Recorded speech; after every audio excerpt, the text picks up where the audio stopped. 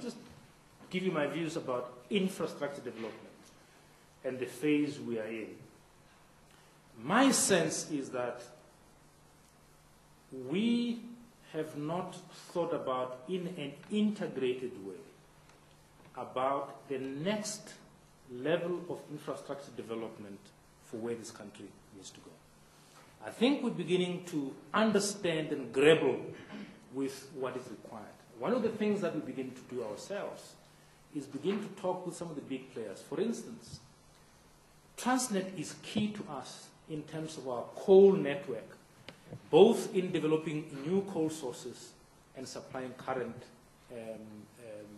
power stations. One of the things that we have to look at is the Waterberg is the big source of the next coal, but we don't have a rail link that takes you to Mpumalanga to do that. So you're going to have to sit down and talk and say, how do we do this? So there is a creeping infrastructure backlog that we need to respond to in an integrated way. And you see that some of these things are interconnected. When I talk about the water system in the Vaal River, it supplies Sasol, it supplies us. But Sasol also supplies us with fuel to fire, to burn up some of our power stations. So if they don't get the water to produce the fuel, we get impacted. But the river system in terms of pumping requires power as well.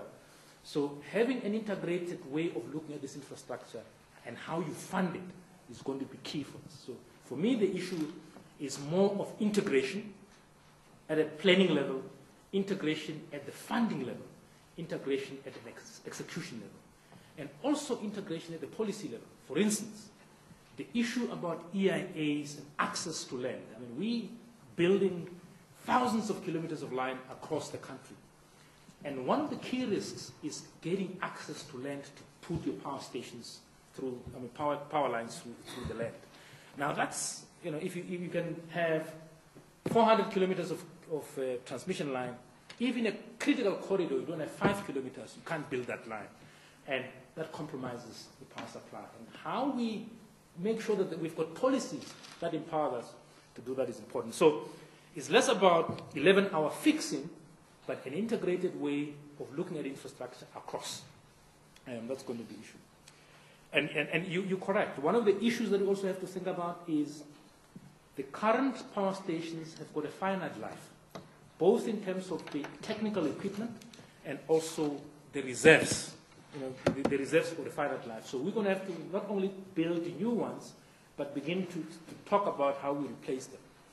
The critical decision points have not come yet, but it doesn't stop us from planning to say, one of the big issues is going to be, do we replace coal with nuclear? And if we do that, what is the impact on the total infrastructure to support nuclear? And how do we make sure that when we get there, we've got all the answers? But again, it goes back to the issue of integrated infrastructure planning. Tariff increases, I'm not going to talk about tariffs. You'll hear about the tariffs when we make an application. And we cannot talk about whether NESA will agree or not agree because we have not engaged with them. But it's my view, this is what we've been doing. One of the things we have not put in application this late is that we recognize that when we look at this capex, the business and funding profile has changed fundamentally.